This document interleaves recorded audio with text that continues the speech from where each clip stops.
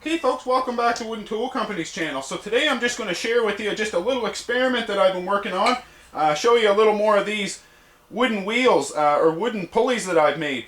Now I did think about making these for a long while and how was I going to make them. And I thought about doing it with the lathe, but just, it's pretty hard. It was a pretty big job and I just didn't take the time. But now that I've got the floating lathe, or the floating router for the lathe, it just took me just a few minutes to buzz out four of them here. Now I haven't got these ones holes drilled out in the center yet. I just drilled the one and just going to show you this experiment. So what my reasoning is behind this now, or what my plans are, is you guys,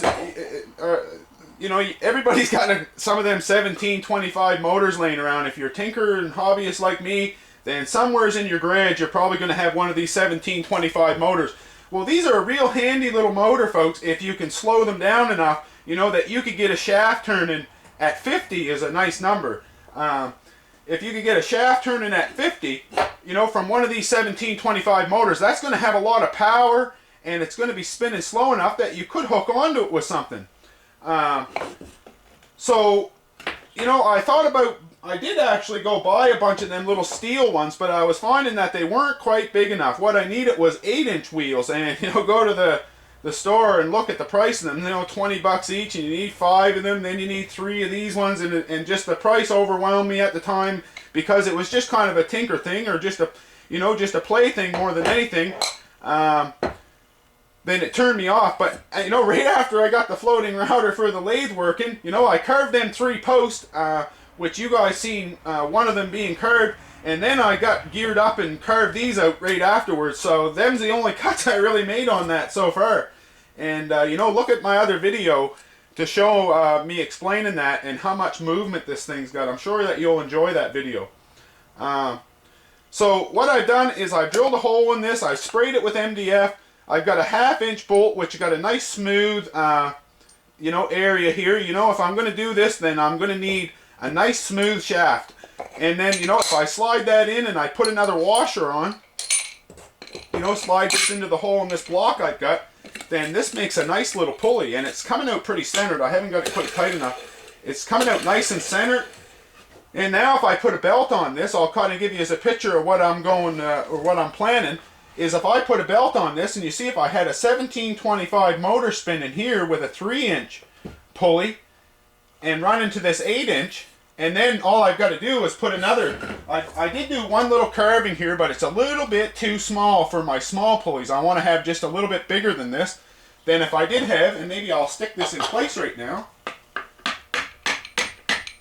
This is kind of unscripted, folks. I just kind of, I'm doing so many little things like this that, I've just got to take the time and just shoot the video and just hope for the best, because, I want to move on to the next thing. Imagine having 5 children and liking to have your wife at home to look after your kids. You got to be going and making money. So these videos, I just take a few minutes, and I don't have a lot of time to edit them. So if they seem kind of rough, that's the reason why. So yes, and I'm going to put this little. I've already drilled this one just playing with it too. If I put this one on this side now, I'm seeming like a klutz in this one, folks.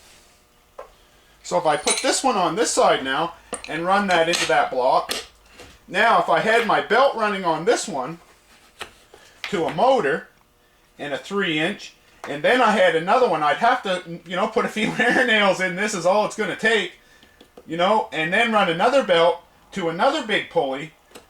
Then this is going to slow right down, because you can see I've got to turn this big one a lot more, and that's just the way it works. If I go from a small one to a big one, my power is small, and my big one is the one I'm going to. That bigger one is going to have a slower rotation. So by just doing this a few times, you could slow one of them 1725 motors down significantly. So, and here's my other little reasoning. I was going to use bearings in this. I have pressed bearings into MDF before and used them like that. But my reasoning is, folks, is if my motor is spring-loaded a little bit, if I spring-loaded a little bit to this, if this wears a little bit, it's not going to stop it from rotating. It's just going to wear and get a little bit, my belt's going to become a little bit slack. Or if I had a tensioner on my belt, then, how long would it take to wear this little unit out? Especially if I give it a squirt of oil once in a while and make sure I use a nice smooth shaft. So just something to get you thinking, folks, and to show you what I've been up to. And I hope you keep tuning in.